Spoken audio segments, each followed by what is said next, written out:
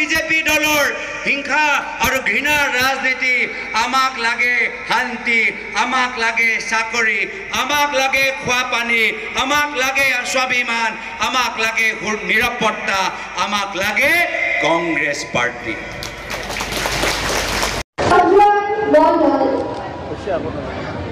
কালাম আলী আশাই গৰাকী সেৱাই পৰৱৰ্তীৰ কাষলৈ যায় সমৰ্থন গ্ৰহণ কৰিবৰ কাৰণে অনুৰোধ জনাইছোঁ কালাম আলী মইনাল আলী বাবুল দেৱনাথ অজিত দাস হাৰিছ আলী হাছিম আলী